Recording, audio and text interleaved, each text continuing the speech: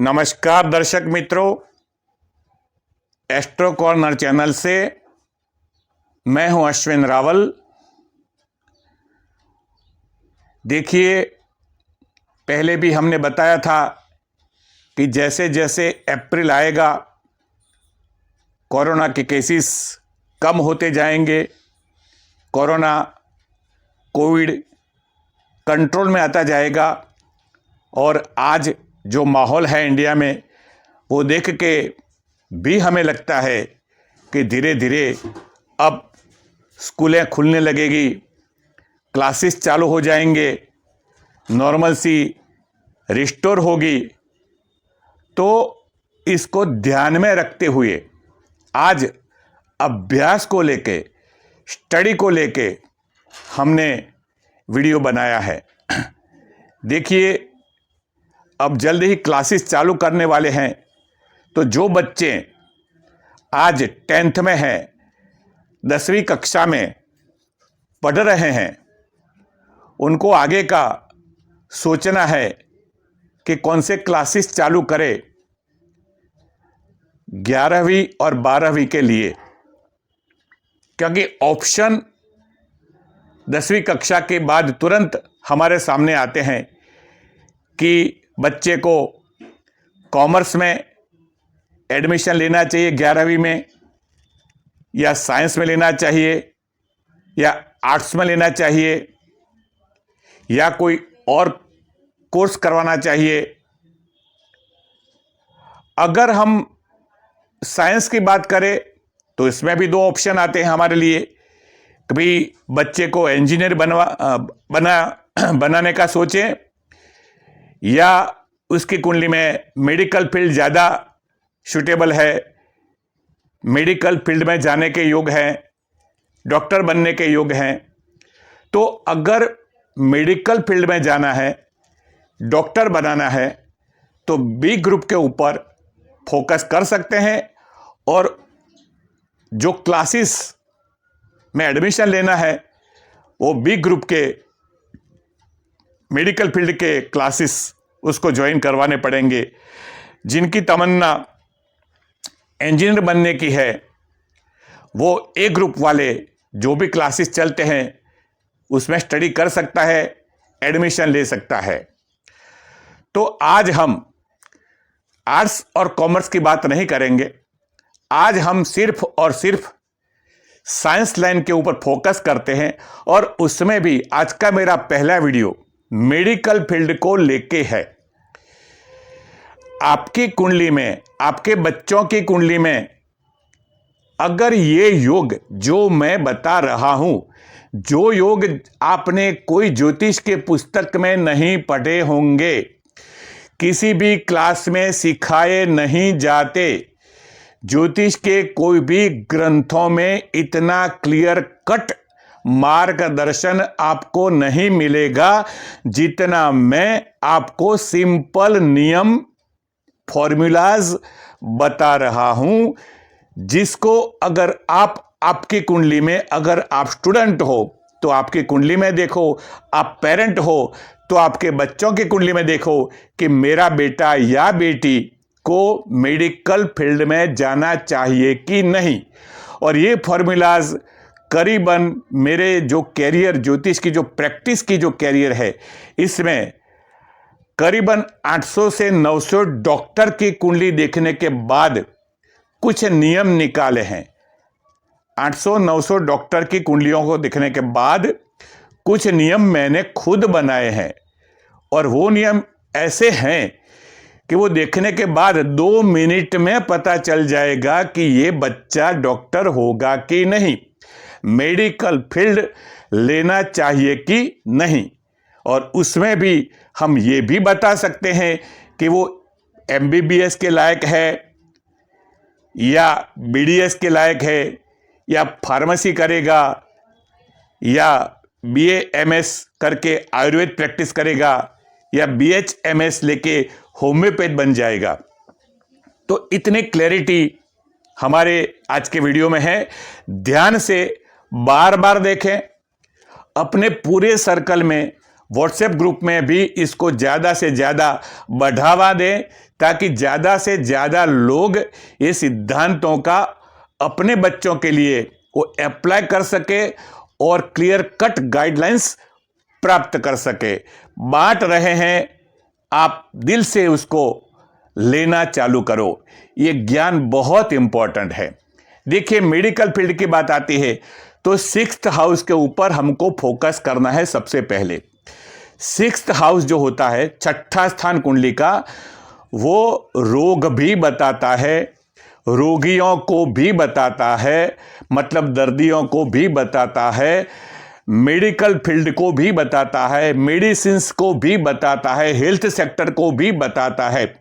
यानी इंडिविजुअल कुंडली में अगर हम जाते हैं तो दर्द और रोग के बारे में पता चलता है, और नैसर्गिक राशि चक्र की, वर्ल्ड के अंदर ये ब्रह्मांड में नैसर्गिक राशि चक्र की, जोड़ियाक की कुंडली में बात करते हैं तो 6ठा स्थान रोग, रोगियां, मेडिसिन्स, हेल्थ, दवाएं, ये सब बातों के ऊपर फोकस करता है। तो मतलब हमको 6ठे स्थान के ऊपर भी फोकस करना है। दूसरा जो सिद्धांत है वो शुक्र के ऊपर हम बात करेंगे आज, बहुत इंपॉर्टेंट है। देखिए, सब ग्रहों में सिर्फ शुक्राचार्य ही डॉक्टर है, वैद्य है। शुक्राचार्य रस विद्या के ज्ञाता थे। शुक्राचार्य को संजीवनी विद्या प्राप्त थी, मुर्दे को भी वो जीवंत कर सकते थे। मतलब किसी भी रोगी को अच्छा करना हो, उसको हेल्थ देना हो, उसकी ट्रीटमेंट करना हो, तो शुक्र आपकी कुंडली में इंपॉर्टेंट बन जाता है, क्योंकि वो खुद धन्वंतरी है। चाहे प्रैक्टिस एलोपैथी की करो, चाहे आयुर्वेद की करो, चाहे होम्योपैथी की करो, लेकिन शुक्र का फोकस भी आपकी कुंडली में आपको देखना है। तो हम अब कैसे देखेंगे, इसके बारे में आज हम बात करेंगे कि आपके लग्न में शुक्र होना चाहिए। आपका लग्नेश शुक्र होना चाहिए, मतलब वृषभ या तुला लग्न होना चाहिए। आपका लग्नेश शुक्र के साथ होना चाहिए, या वृषभ राशि में या तुला राशि में होना चाहिए।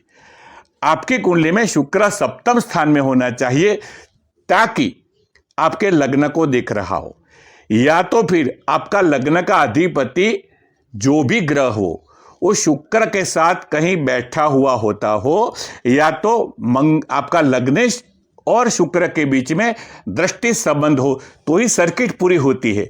यानी शुक्र की एनर्जी आपके लग्न को या लग्नेश को मिलनी चाहिए, या वृषभ या तुला का कनेक्शन होना चाहिए। कंपल्सरी नियम है, दिस इज कंपल्सरी नियम है।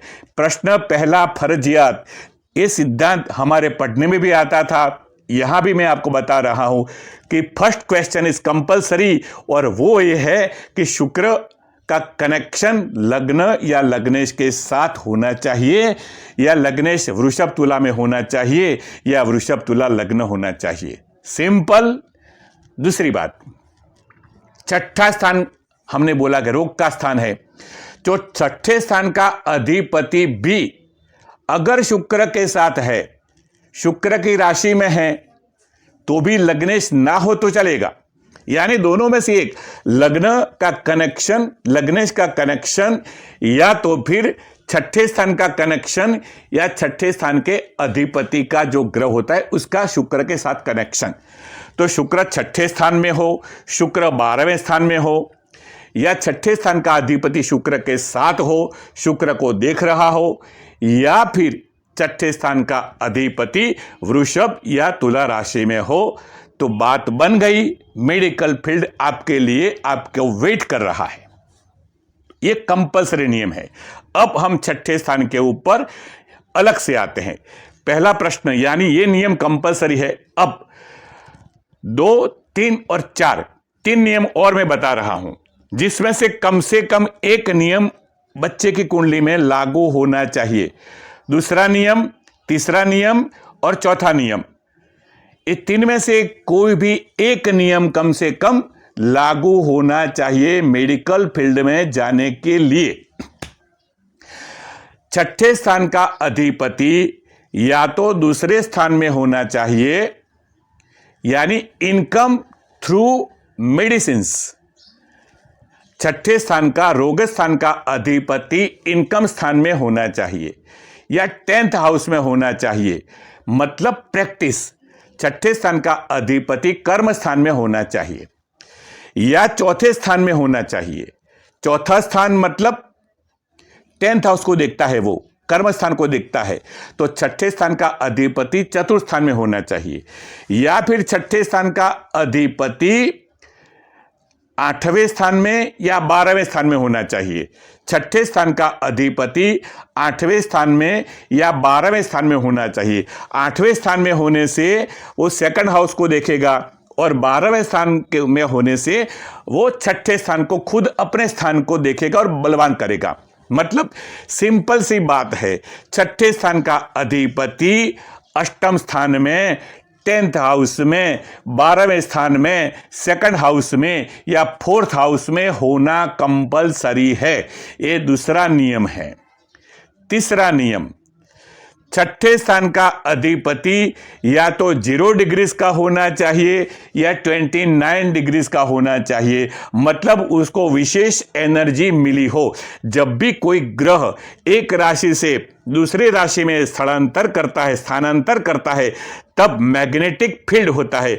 एक राशि का तत्व दूसरे राशि का तत्व टकराता है और वहां आकाश में एक जबरदस्त एक मैग्नेटिक इलेक्ट्रॉनिक फोर्स पैदा होता है, जिसमें ये ग्रह जब ज्वाइन होता है तो उसकी एनर्जी मल्टीपल हो जाती है। तो मतलब छठे स्थान का अधिपति को अगर ऐसी एनर्जी मिली हो, मतलब 0 डिग्रीज का हो या 28 डिग्रीज का हो, 0 डिग्रीज का हो या 29 डिग्रीज का हो, तो भी मेडिकल फील्ड आपके लिए बहुत बढ़िया लाइन है। और तीसरा नियम यह है कि छठे स्थान का अधिपति नीच का होना चाहिए या उच्च का होना चाहिए। याद रखिए, छठे स्थान का अधिपति 6th लॉर्ड आपकी कुंडली में या बच्चे की कुंडली में या तो उच्च राशि में होना चाहिए या नीच राशि में होना चाहिए। तो दर्शकों, ये 3 नियम जो है, इसमें से कम एक आपको लागू होना चाहिए। दूसरा नियम, तीसरा नियम और चौथा नियम, ये 3 में से कोई एक नियम होना चाहिए। और पहला नियम जो कंपलसरी, वो शुक्र का कनेक्शन। तो बहुत क्लियर कट मैंने फॉर्मूला दी है, आप अप्लाई करो, जान पाओगे कि बच्चा जाएगा कि नहीं मेडिकल फील्ड में। अब तीसरी बात में हम आते हैं। अगर कभी कभी क्या होता है कि परसेंटेज 12वीं कक्षा में ज़्यादा नहीं होते, तो हमको कॉम्प्रोमाइज़ करना पड़ता है कि भाई आयुर्वेद में जाए या होम्योपैथी में जाए या फार्मेसी ले या फिर डेंटल में जाए या फिजियोथेरेपी करे। तो मैं इसका भी आपको हल देता हूं कि अगर आपका मंगल स्ट्रांग है, यानी लग्न के साथ मंगल कनेक्टेड है, मेष लग्न है, वृश्चिक लग्न है, लग्न में मंगल है, लग्न को मंगल दिखता है, तो आपको एलोपैथी की प्रैक्टिस ही आपके लिए इंपॉर्टेंट है। तो मतलब अगर ऐसा नहीं है तो फिर डेंटल में जाओ कि कम से कम आप एलोपैथी की ट्रीटमेंट कर पाते हो। दूसरी बात, शुक्र रस विद्या का कारक है। चंद्र दुनिया की सारी वनस्पति औषधियों का औषधेश है। दुनिया की सारी वनस्पति का मालिक चंद्र है। तो मतलब चंद्र शुक्र का कनेक्शन है, या शुक्र लग्न में बैठा है या चंद्र लग्न में बैठा है या चंद्र शुक्र का कनेक्शन है। और इसके साथ शनि का भी कनेक्शन है, क्योंकि शनि जो पुरानी पद्धति है आयुर्वेद की, ओल्ड जो सिस्टम है हमारे आरोग्य की, उसको पकड़ के चलता है। एलोपैथी में शनि मानता नहीं है। शनि जिसका बलवान है वो आयुर्वेद के पुजारी होते हैं, भक्त होते हैं, वो एलोपैथी की दवा ज़्यादा प्रीफर नहीं करते। तो इसीलिए चंद्र शनि का कनेक्शन है लग्न के साथ, या लग्न में शनि बैठा है, सप्तम स्थान में शनि बैठा है, तो उसका अभिगम आयुर्वेद के प्रति होगा। चंद्र शुक्र का कनेक्शन है तो भी आयुर्वेद के प्रति होगा। तो वो लोग ज़्यादा प्रीफर करेंगे आयुर्वेद को, एलोपैथी पसंद नहीं करेंगे। तो ऐसे बच्चे हैं तो उनको बोलो कि आप आयुर्वेद में एडमिशन ले सकते हो। राहु जिसका लग्न में है, यानी राहु लग्न के अंदर बलवान है। मिथुन का राहु है, वृषभ का राहु है, कन्या का राहु है, तुला का राहु है, लग्न बिंदु पर राहु है, लग्नेश के साथ डिग्रिकल राहु है, तो होम्योपैथी की लाइन आपको ज्यादा सेट करेगी। क्योंकि होम्योपैथी ऐसी दवा है जो जिसकी असर देखे नहीं जाती लेकिन मिरेकल रिजल्ट देता है। जो दवाई हम उसको देख नहीं सकते, दवाई का प्रभाव देख नहीं सकते, सीधा रिजल्ट को देख सकते हैं। क्या कि वो ऐसी दवाई इतनी सूक्ष्म है, इतनी सूक्ष्म बनती है होम्योपैथी दवाई कि सीधा रिजल्ट के ऊपर असर करती है, जिसके कोई केमिकल में ऐसा ये दवाई ऐसा नहीं होता ना। वो आप जानते ही होम्योपैथी को सीधा पावर के ऊपर डायरेक्ट काम करती है, वो पोटेंसी के ऊपर वो काम करती है। और इसके लिए राहु का कनेक्शन होना, राहु और केतु का कनेक्शन भी चल सकता है। तो राहु केतु का कनेक्शन है तो होम्योपैथी ज्यादा इंपॉर्टेंट है। शनि चंद्र शुक्र का कनेक्शन है तो आयुर्वेद इंपॉर्टेंट है। और मंगल अगर बलवान है या मंगल केतु कनेक्शन होता है तो सर्जन बनाता है, सर्जरी में ले जाता है। तो दोस्तों बहुत सारे ऐसे नियम हैं जो मैंने 800-900 डॉक्टर की कुंडली में, सर्जनों की कुंडली में, आयुर्वेद प्रैक्टिशनर जो होते हैं सबकी कुंडली देख देख के ऐसे फॉर्मूलाज मैंने ढूंढ निकाली है। भगवान ने मुझे साक्षात बताई है कि आपके साथ में साझा कर रहा हूं, शेयर कर रहा हूं। दूसरी बात मैं आपको यह भी बताऊं कि मेडिकल लाइन एक ऐसी होती है जिसमें पूरा 24 घंटे का डेडिकेशन होता है। इंसान अपने परिवार का नहीं रह सकता, परिवार के प्रति इतना ध्यान नहीं दे सकता, उसको सैक्रिफाइस करना होता है, फैमिली लाइफ को सैक्रिफाइस करना होता है। इसीलिए मेडिकल फील्ड में जाने के लिए सूर्य शनि का कनेक्शन होना जरूरी है या चंद्र शनि का कनेक्शन होना जरूरी है, या तो मेन कुंडली में या कम से कम नवमांश कुंडली में। मेन कुंडली में सूर्य शनि का कनेक्शन है, चंद्र शनि का कनेक्शन है, या नवमांश कुंडली में चंद्र शनि सूर्य शनि का कनेक्शन है, तो भी मेडिकल फील्ड के लिए वो कुंडली पावरफुल है। क्योंकि समाज सेवा सिर्फ और सिर्फ सूर्य शनि और चंद्र शनि में ही आता है। तो ये बात भी आपको मैं अभी बता रहा हूं। इसके सिवा जो मैंने बताना था वो बोल दिया। दूसरी बात कि विदेश में डेंटिस्ट की बहुत डिमांड है, फिजियोथेरेपी की बहुत डिमांड है। तो अगर जिसको विदेश जाने का सपना है, जिसका 12th हाउस 12वां स्थान इंपॉर्टेंट है, जिसको कुंडली में 12वां स्थान इंपॉर्टेंट है, उनको डेंटल के ऊपर फोकस करना चाहिए। विदेश जाने के योग जिसकी कुंडली में, जिसकी एक वीडियो स्पेशल में बनाऊंगा, विदेश कब जा सकते हैं, कौन से वर्ष में जा सकते हैं, कौन से महीने में जा सकते हैं, कौन सी तारीख को जा सकते हैं, वहां तक ज्योतिष बता सकता है। तो विदेश का एक अलग से वीडियो बनेगा, लेकिन आज हम इतना ही बताते हैं कि अगर आपके विदेश जाने के योग स्ट्रांग है तो डेंटल के ऊपर फोकस करना अच्छा है, या फिर फिजियोथेरेपी के ऊपर भी आप फोकस कर सकते हो। आगे जाके हम वो भी बताएंगे कि कौन स्किन स्पेशलिस्ट होता है, कौन गायनिक में जाता है, कौन पीडियाट्रिक होता है, कौन रेडियोलॉजी में जाता है। सबके नियम है, सब ग्रहों का अपना अपना एक योगदान होता है। हर एक लाइन के साथ कोई ना कोई ग्रह का कनेक्शन होता है। बहुत डीप सब्जेक्ट है दोस्तों, मैंने तो ये सब भगवान की कृपा से सिद्ध कर दिया है।